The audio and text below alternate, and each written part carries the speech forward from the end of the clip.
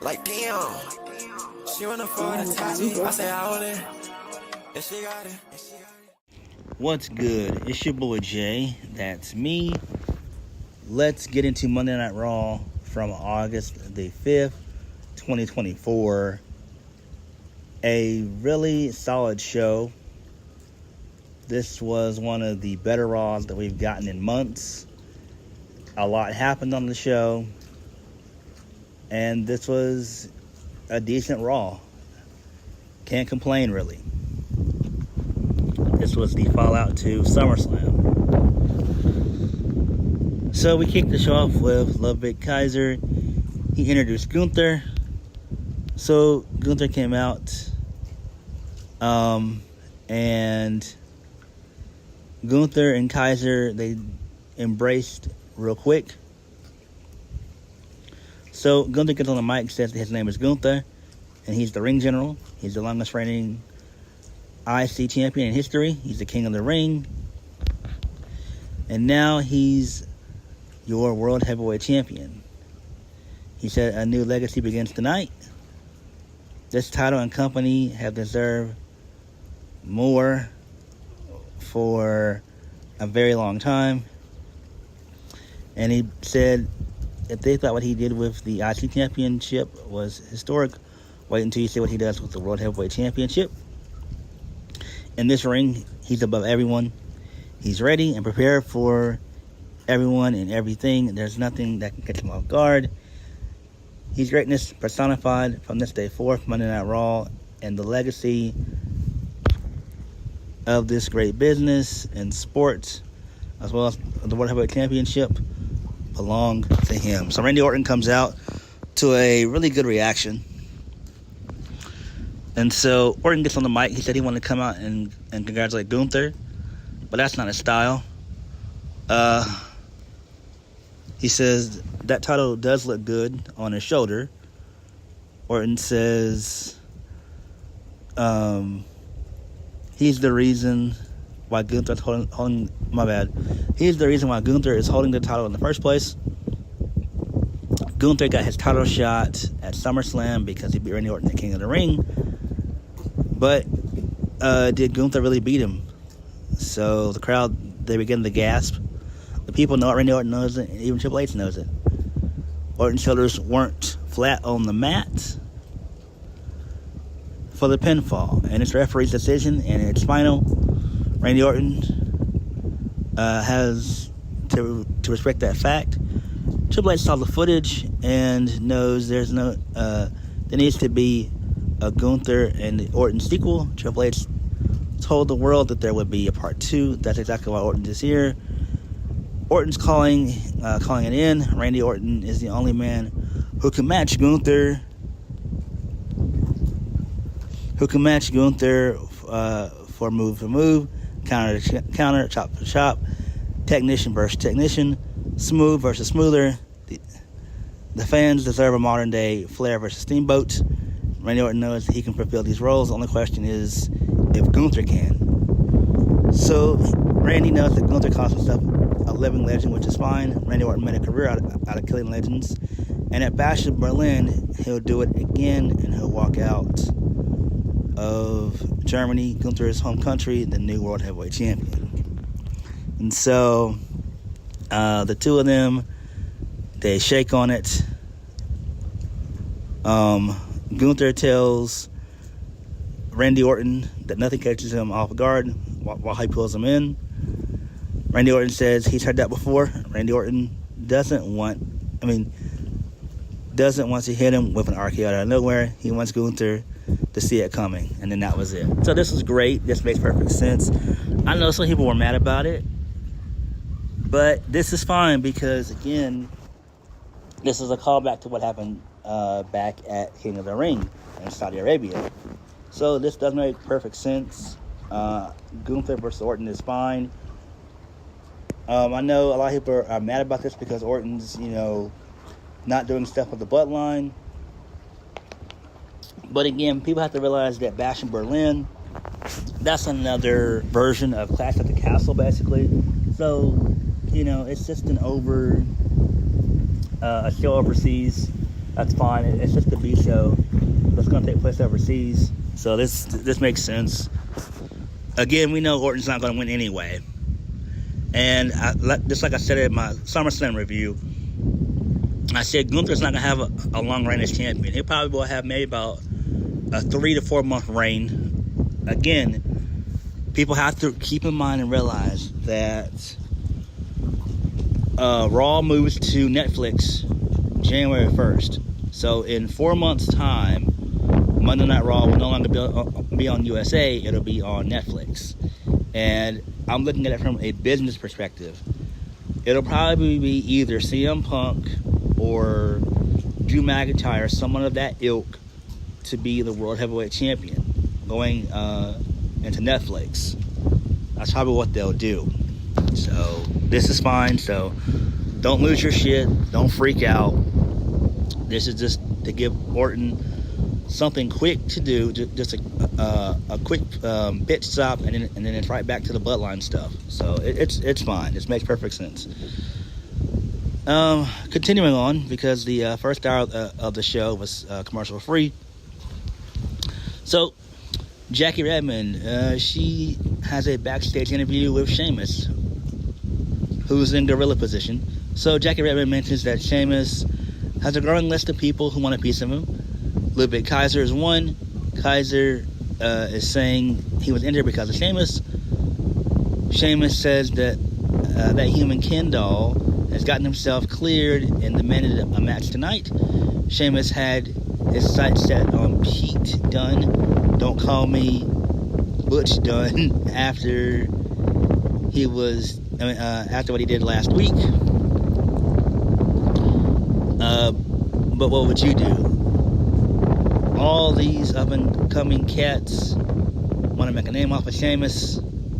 Sheamus says bring him on. He says tonight he'll test Kaiser's fragile ribs and put Pete Dunne on the shelf. Sheamus has Baltimore is ready for a banger, and they are.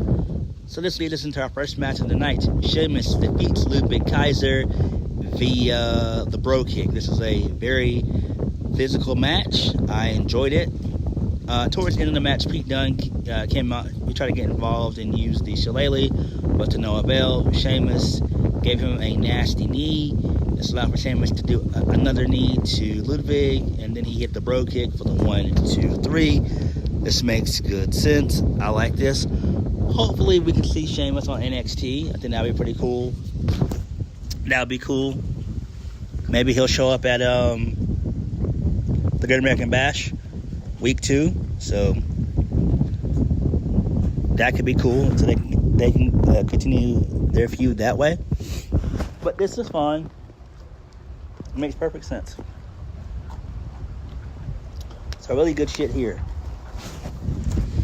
Continuing right along. So, we get a video that involves the history of the Wyatt family and the Wyatt Sicks. So, Damien Priest, he comes out next. So he's fuming. He's pissed. He's irate. So, Damien Priest calls out Finn Balor, and the man he comes to the ring, and Teddy's beating like a man. So Finn Balor, he doesn't answer the call. So Damien Priest asks, how does the prince go from? How does a guy go from the prince to a backstabbing scumbag to a coward? Finn Balor knows where Priest is from and his story most of his life. He's been on his own until he found the Judgement Day. That gave him a reason to fight and a feeling of belonging. After the premiere of his documentary and hearing what he means to people, as well as people here, he realized his family got a whole lot bigger.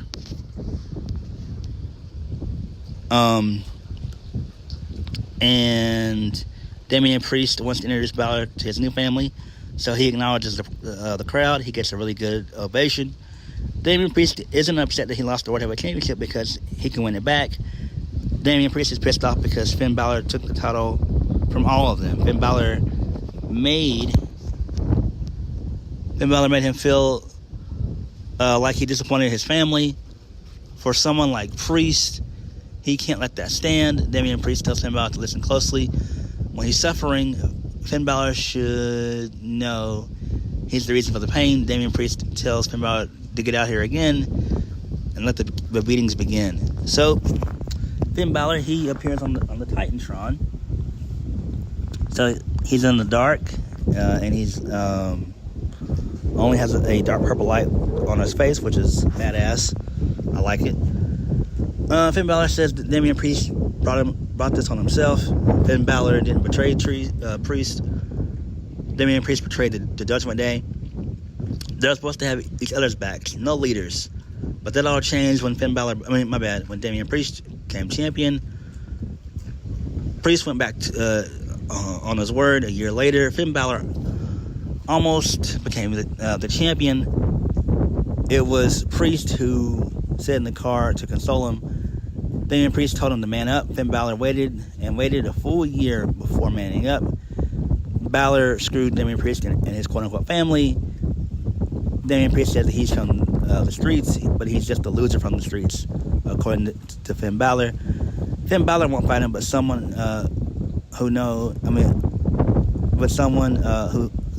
who's earned it. That being JD McDonough. Finn Balor will wait until Damien Priest feels safe and comfortable until he's almost forgotten about him. When Damien Priest is back his turn, Finn Balor will be there to stab him in his back again and again and again. But it won't just be Finn Balor, it'll be all of Judgment Day. JD McDonough, Carlito, Dirty Dom, and Liv Morgan. And then they all appear in the screen, which is great. So this is great. Really good shit here. I like it. Awesome. Makes perfect sense. So now we could have like a little blood feud. I could see this going to probably Bad Blood, maybe. I don't know. But it's just food for thought, and I like it. I'm down for it. I'm down for it. Let's go. I thought that Damien Priest was going to win at SummerSlam, and we were going to have Finn Balor and Priest feud over the World Heavyweight Championship, but that did not occur, so it is what it is. Moving on. So this leads us to Lyra Valkyria versus Shayna Baszler. So this was basically a DQ match because Damage Control, they came down and they beat up Sonya Deville, Shayna Baszler, and Zoe Stark. So that's fine. Continuing that boring feud, because I don't care about it. I don't give one single fuck about it. Moving on. Karrion Kross, he's backstage with the Final Testament. Karrion Kross says that the Doomsday Clock strikes midnight on Raw. The Authors of Pain will put an end to a team that has stood the test of time. For 10 years, Kofi Kingston and Xavier Woods have been pillars in this business, ushering in the power of positivity. Unfortunately, all good things must come to an end. Karrion Kross laughs and says it's so tragic. The real tragedy is it didn't have to be this way for Xavier Woods. Kofi Kingston carved his own path and became the man. Woods is too afraid to become his own man. History will remember Woods standing as a man next to the man. It's so sad, but it didn't have to be this way for Xavier Woods. Karrion Kross gave him many opportunities, more than he's been given, him being Karrion Kross. Xavier Woods chose his fate and will stand with Kingston. He'll share Kingston's fate when we witness the death of the New Day. So saith the Final Testament. Nice. I personally think that Karrion Kross and the Final Testament should be disbanded, if we're being honest. I would put Karrion Kross and Scarlett on SmackDown. I think that would be great. And you just keep the Authors of Pain on Monday Night Raw with Paul Ellering. I think that would make the most sense. Moving on. So, Ivy now, she's backstage. she's talking with Brutus and Julius Creed. Maxine Dupree comes up, and the Creed brothers, they walk away. Maxine Dupree says she hasn't seen Ivy Nile in weeks, and she's hanging out with the Creed brothers, who viciously attack Otis and Akira Tozawa. Ivy Nile says the boys are passionate. So Chad Gable, he walks up and wants to know what's going on. Chad Gable cuts Ivy Nile off and says Maxine Dupree has nothing of value to offer. And Chad Gable tells her that she can keep the Alpha Academy and keep the name. He's done with them. They'll take down the Wyatt Sicks in the main event. And then Chad Gable walks away with Ivy Nile. And Maxine Dupree is pissed off. So she's fuming. Nice. Moving on. CM Punk. He's out next. He comes out to a really good reaction like he always does, basically. He gives a shout out to Bahal Muhammad, his former friend and teammate in UFC. So after that, he gives us the reason why he's happy. He said that it does him good when he sees 10,000 people screaming his name.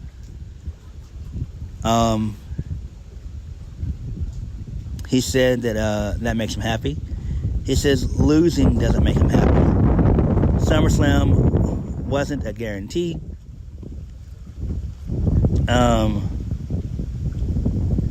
So he basically goes on and says SummerSlam wasn't a guarantee. He was hurt in January when he just came back and had that momentum. He said he was told 9 months. He said Punk is proud of himself because for the first time in his life, for one of the first times in his life, the doctors told him 9 months. He came back in 5. He said there's a big bad man in Drew McIntyre who still hurt him. That happens. He gloated about it and prayed for it. Put a shirt on. Put him on a shirt and told lies about CM Punk. Why is he happy he lost to Drew McIntyre? He said Punk is back. He said SummerSlam was the start. Most people's roads begin at WrestleMania. CM Punk said his started on Saturday. Punk's worked from the bottom. Now he's got to work his way all back. My bad. Punk's worked his way from the bottom all the way back up to the top. He said, where would he be if it wasn't from the fans? Where would he be if he stayed down the last time he lost the championship? Punk's summer of hate didn't start the way he predicted, but it's still summer. CM Punk says this packed house of beautiful people deserves less CM Punk talking or more CM Punk fighting. So CM Punk wants round 2 with Drew McIntyre. Drew McIntyre said he would put him in the ground, but he's still standing. So Seth Rollins comes out, and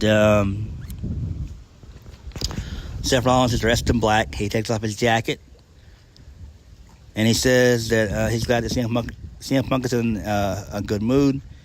He said, well, he is too, because after 10 years, it's finally time for me to put you in the dirt.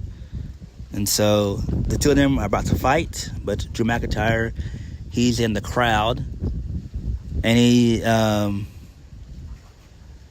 basically is putting over CM Punk and Seth Rollins sarcastically. So Drew McIntyre knows how to get the attention of CM Punk. He holds up Punk's bracelet, and he says his stupid dog Larry and his love of life AJ are in his corner. So Punk immediately goes after McIntyre because McIntyre pissed him off, and then Seth Rollins is like a third wheel, and then out of nowhere Bronson Reed shows up and beats the shit out of Seth Rollins. He gives him not 1, not 2, not 3, but 6. Yes, 6 tsunami splashes, which is awesome. The crowd popped heavy. I popped heavy. I was like, oh shit, this is awesome. So I'll be honest with you guys. I'm not really a fan of Bronson Reed. Just never really was a fan of the guy. But him doing that, he's starting to grow on me just a little bit. So I do like this. This is excellent.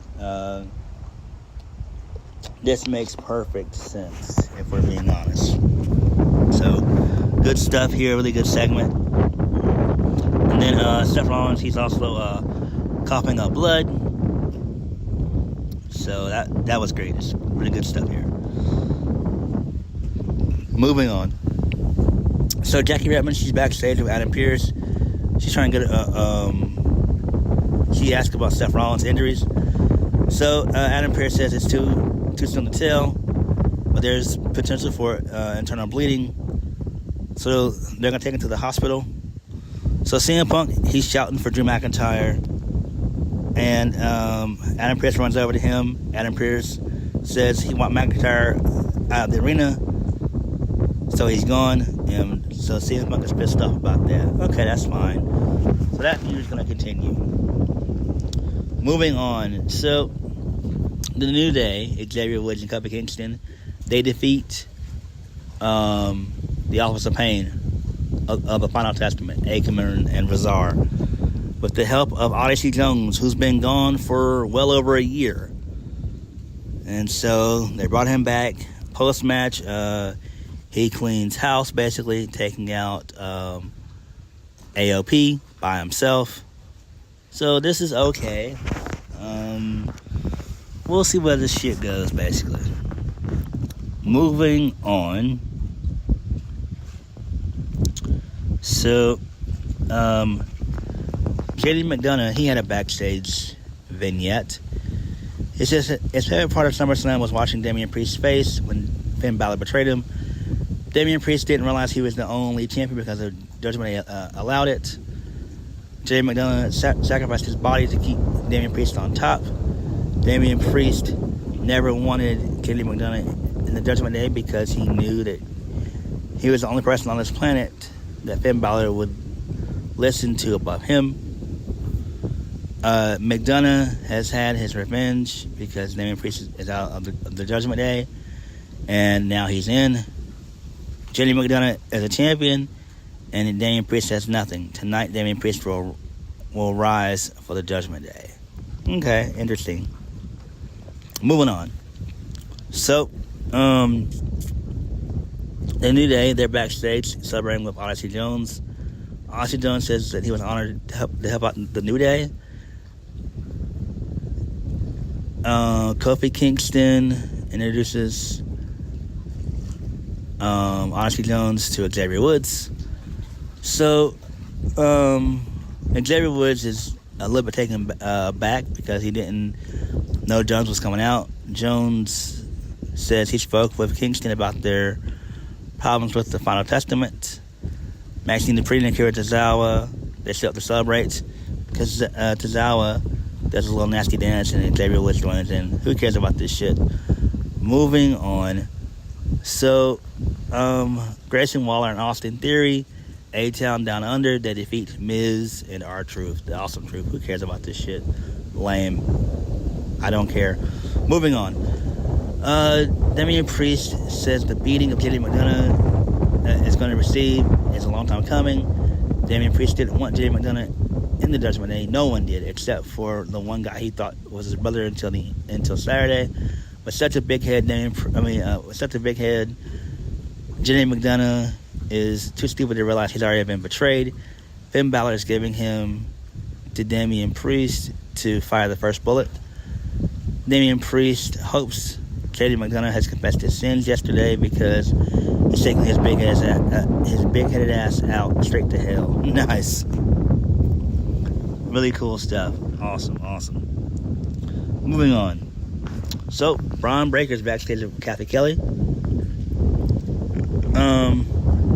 He says it's taken him less than 3 years to become the new Intercontinental Heavyweight Champion. Braun Breaker is the hunter and the locker room is the hunted. What idiots think they have the courage to take this away from him? So, Braun Breaker feels sorry for them. A lot of people think Braun Breaker was born for this moment. This championship was born for him. Braun Breaker shows off his nameplate on the title. That is his name bolted onto this championship. Onto his championship. There isn't a man on the planet that can take his name off of the title. Nice, I love this. Braun Breaker kicks ass. Moving on, so there was a DQ involving Damien Priest versus JD McDonough. So Judgement Day, they come out and beat down Damien Priest only for a brief second. And then Rhea Ripley, she comes out to make the save. She was able to get her hands on Liv Morgan for a brief second. And then Dom grabs her out of harm's way. And Judgement Day, they skedaddle. And then JD McDonough, he gets his ass kicked via South of Heaven. And then both Damien Priest and Rhea Ripley, they embrace and stand tall. Nice. Moving on. So, Damage Control, they're walking backstage, and then they're taken out by Sonya Deville and Zoe Stark and Shayna Baszler. Okay. This leads us into Shayna Baszler taking on Io Sky. Io Sky defeat... No, my bad. Sonya Deville is defeated by Io Sky. So that's fine, I guess. Moving on.